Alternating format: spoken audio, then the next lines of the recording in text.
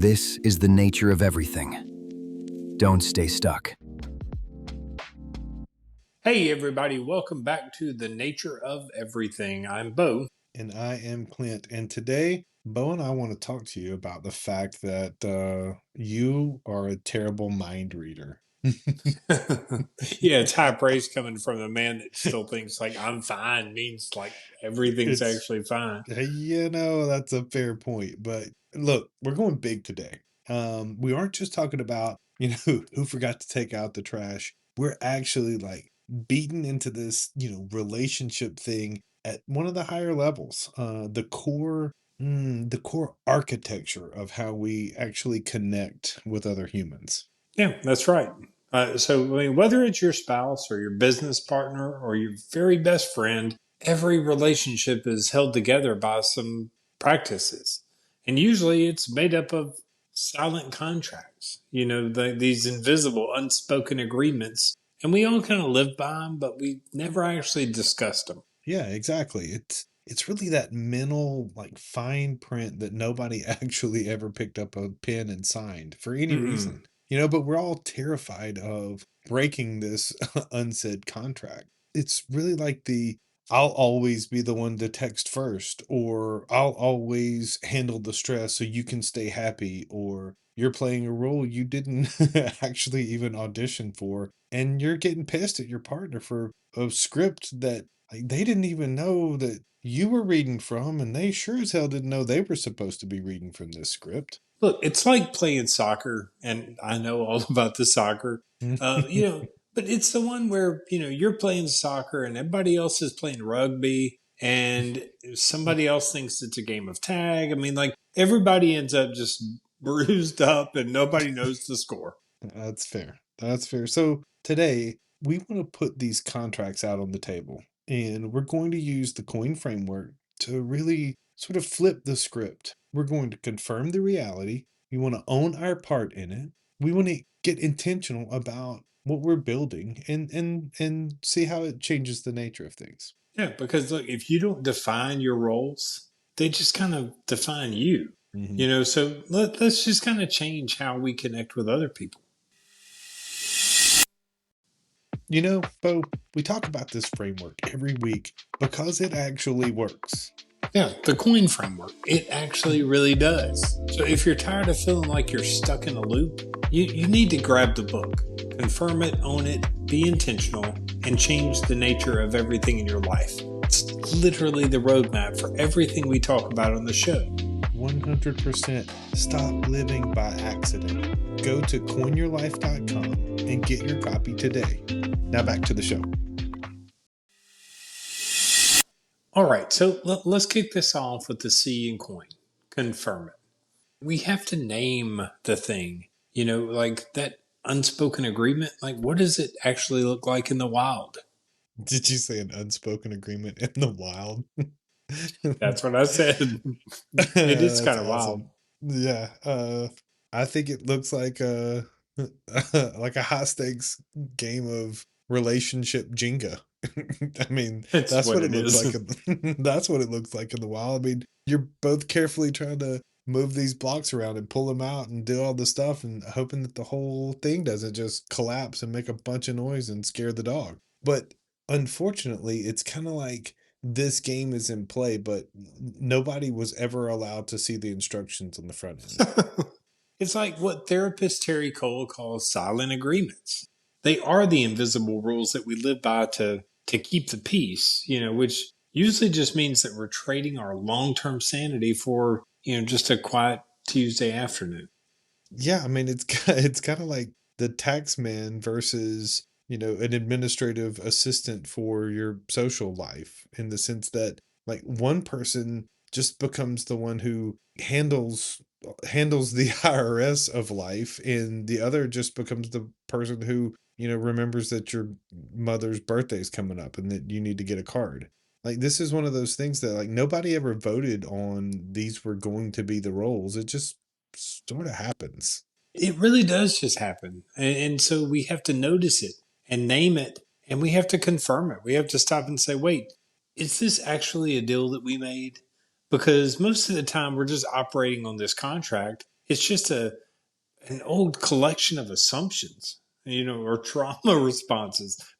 So, and it reminds me of that quote that's often attributed to Carl Jung: until you make the unconscious conscious, it will direct your life, and you're going to call it fate. Mm. Did you just bring out the young? Is that Mm-hmm. you're just whipping out the Carl Jung? Like, okay, that's cool. I mean, do it. To your point, though, that is true. You're right. If you don't confirm the role, you're actually not living your life. You're just fulfilling whatever this random prophecy was. I mean, I think about like the emotional anchor role. Like that is often, someone's, Yeah. piece in a relationship. And one partner is always, not always, but oftentimes we see that one partner is the steady one and the other one is often the, and I use air quotes to say that because you can't see me, but the other one is the quote unquote moody one. Yeah, and the steady one, they eventually start to feel like a statue. They aren't allowed to have a bad day because that unspoken agreement, it says their job is to be the rock. And when you confirm it, you finally are like saying, like, I've been acting like this rock for 5 years, but honestly, I'm feeling more like a little pebble right now. Yeah. And a super tired and sandy, dusty little pebble. But truly, to your point, like that's the power of naming it. Like once you confirm the reality, even the parts that are awkward and ugly and weird, that stuff starts to lose its power. Like you're not just reacting to some vibe anymore or some, random environment. You're actually checking out the blueprint to what you have going on. Yeah, and usually when you actually put that blueprint on the table, both people realize that they've been kind of working from two completely different sets of plans and that nobody actually like drew these plans, like you built a porch, Yeah. they were expecting a garage. Very different. Sure. And so for that, like our challenge then is this, like, what is a silent contract that you're currently following? What is it that you're living under that you don't know that you actually agreed to? Like name it, confirm that it exists because you cannot renegotiate any type of contract or agreement that you simply pretend doesn't exist.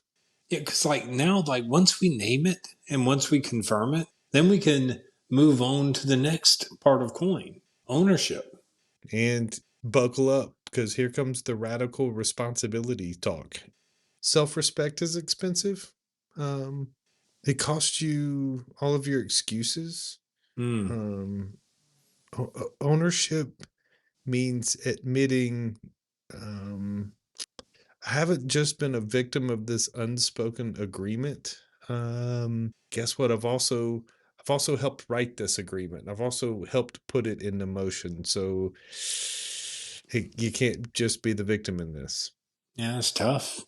I mean, because if Hmm. you're the fixer in the relationship, that one who swoops in to save the day every time something happens, like you have to own the fact that you like that power. You know what I'm saying? Hmm. You like that That's right. somewhere. You like it because you've That's traded. true.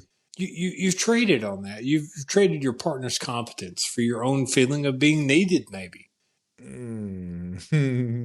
Yeah, that's a gut punch. I But I know. mean, Bo, Don't. you're right, dude. Like we stay in these roles because realistically they give us something. Maybe it's security or maybe it feeds your self-esteem or safety, but or maybe it's, the moral high ground. Hmm. Or, if Beverly was here, she'd tell you don't be a martyr, right? Like don't like you That's all I'm hearing right now in my ear. I know. Like you're just the long suffering victim of whatever the circumstance is. Yeah. Probably not. Taking ownership, it means that you stop waiting for the other person to change first. You don't say like, Hmm. I'll stop being passive aggressive when you start being more helpful. I mean, come on. you know like you might need to say like, hey, I own that I've been using silence as a weapon because I was too afraid Hmm. to be direct. I mean, the chasm between those two statements is remarkable. Yeah, to your point, it's the difference between like being on trial or being involved in a trial and having a conversation for, to come to some type of agreement or to understand. I saw something by Jordan Peterson that he said you should never debate with someone when it's for the marbles, when it matters, because at that point, like this, if you're in a trial, then you're trying to win. You're trying to establish your dominance and piece of winning over the conversation or over the person you're having this with. When realistically in a conversation, you should be trying to connect. You should be trying to understand and hopefully seek a resolution for positive outcome. Yeah, and once you stop pointing all the fingers and once you stop using all the fatalistic language, you Mhm. always, you never, Mm. and you actually want to build something new, now we're to the iron coin to be intentional. And this is really where we want to move from like this life by accident to truly designing your life by choice. Most relationships are like a house built by 100 different contractors who never actually talk to each other. Like Mm. one guy in this reference like builds a an amazing chef's kitchen, and it's just to the hilt, ready to do all the things, while the other guy, he kind of put in a disco floor. And like being intentional is like truly sitting down and looking over the structure of what this is going to be, like we mentioned earlier, like a blueprint, and being intentional about what goes into this and what gets agreed on. Yeah, and look, you can just start by asking an intentional question. Like instead of saying like, "Why don't you ever do this?" You can ask Mm. like, "Does the way that we currently handle this thing does it serve the people we want to be?" I guess the intentionality comes in sharing that ownership. Like it really is confirming that you played a part in this, right? It shifts the focus from the problem to having a purpose. Even if you think about how you even phrased it, just now I also understand, like, know your audience to where it may sound pretentious because the first thing you said was, why don't you ever do whatever this was? And then the other way you framed it, it sounded like is this the way we should currently handle these types of things so that we serve the people that we want to become? Yeah, it's Like therapy talk. I that's get it. that's a complete right. That's a completely different phrased manner in which to say, but I do think that does matter. I do think that there is also power in that. Well, I mean, if you just Stephen. said, "Hey, how should we handle this?" Like I agree with what Mhm. you're saying that it's therapy talk and could pour more gasoline on a fire. It could. I definitely think that if something's already gotten intense, something's gotten a little heated because of a disagreement, and then, and then you come out with a question like that may not go over so great. But I don't think that you're wrong to word things that way. I don't think that therapy talk is necessarily bad because, like I said, I think there is power in that. Stephen Covey said, begin with the end in mind. And if the end is a partnership where both people feel heard and feel seen and feel supported, then your intentional move today might to actually stop being the safe harbor and start being a co-pilot. You don't have to fix everything. You can be present and assist. But understand, I recognize what I'm saying, that begin with the end in mind. There's some time aspect to this. Like you have to have considered this, and you've had to consider the structure of this and confirmed and owned in order to be able to begin with the end in mind. If a conflict just pops off and randomly out of nowhere, you may not have that at your disposal. I agree with that. I mean, like in that moment, you can't calmly confirm and own and be intentional about your roles. But it is about giving it some thought so that you can define those roles, so that you can look at that Sure. blueprint and say, like, you know what, I'm going to intentionally take ownership of the finances, the tax person, because like I actually enjoy spreadsheets. But like I also Mm, need you to own the weekend plans because I'm burnt out by Friday and I don't want to think about that. And so then it's not an unspoken burden. I mean, even if things kind of stayed the same, it would be like a, sure. a confirmed contribution. I get that. And look, I can also hear a lot of how this is sounding like, well, this is great for your marriage, but guess what? I'm not married. I am a CEO. I am, I own my own business. I'm a freelancer. I'm doing all the things, and I'm just trying to survive dealing with my teenager, as it were, because I don't have a partner in that. Yeah, and we mentioned this on Tuesday, and it's a big trap, like because what we're talking about really is about relationships, and sometimes we think the word relationship means romantic relationship, but I mean like there's Hmm. all kind of relationships. The architecture of all of our human interaction is often like we have these silent contracts, whether you're the person who always has to do the spreadsheet at work or bring the birthday cake to the work party. I mean, it could be anything. Well, and you mentioned work. Like that's where oftentimes that's where a lot of this stuff really exists. You've got the pressures of I'll stay late so the boss likes me contract. The bosses probably never ask you to stay late. You just feel like that's the thing that needs to happen so that they see you're so dedicated and you're so, maybe, but maybe it's the you'll do all the extra work because well, I don't trust my coworkers. And so you don't trust them to what? Do their job? Like now you've decided a contract agree that they're not even aware of. It is that the hero martyr contract. It is the don't be a martyr Mm. boat contract. Like I see it in marketing and web design. A client thinks it's okay to text you at 10 p.m. on a Sunday because you answered one time 3 years ago, but you never Hmm. said, "Hey, Hmm. I'm available 24/7." But by answering, you do kind of silently confirm that. And if you don't sit down and kind of redraw the blueprint, then you could silently agree to it and end up there. Yeah, like I didn't realize the manner in which that can unfold until seeing what happens in like the real estate world.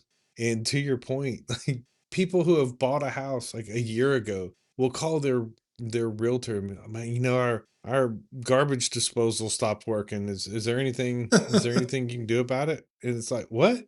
What are you talking about? Like, yeah, go replace your garbage disposal. So like these weird contracts that if you fall into that trap, you're like, yeah, I'll come over here and I'll reset your garbage disposal. I'll replace it for you. Like then like you don't have to do that. And realistically, if you don't use coin, if you don't use a framework like this in these situations, you end up burned out and you end up blaming your client or blaming, the people that you are wanting to assist and want to serve. But if you do own it, if you do take ownership in this and you realized you trained them to treat you that way, if you're willing to answer the phone at 10 o'clock and be at their beck and call, then you handed them the remote control to your life. You let them decide what channel you're on and what volume level you're at. And then you're pissed when they decide to change your channel. Look, before we go on, I do want to just squeeze this in here. It's really important that we talk about this. Like on the bottom of that disposal, there is that little magic button that it took me years Hmm. to learn is there. Yeah. Okay. So like there's a button on the bottom, people. Just click it. Well, just so But you know, I did learn that trick from my favorite real estate agent. It happens to be my wife. well, and there's also like a little Allen wrench fits in the bottom of this thing where you Hmm. can kind of turn it manually. Turn I it. didn't, That's I it. didn't, I Yep. didn't know these things. Turn it, click the button, So, start there. and that's why we're here to discuss the nature of everything, Yes. including your disposal. Yeah, You're but right. look, it's also like the same with our kids. We have unspoken agreements there. Hey, dad's always going to Hmm. fix it. Dad's, I'm Yeah. going to run out of money and I'm going to text dad and say, you cash at me some doll hairs. And of course, I'm going to. Or Hmm. we just think about it and we're like, oh, well, they'll find my shoe or do my clothes or whatever. I Hmm. mean, like, Hmm. if we keep signing those invisible contracts, the same thing happens. It's like, I'm going to hinder your independence so that I can feel useful and like a great parent. I mean, I'm just sorry, but it's often that we're to blame.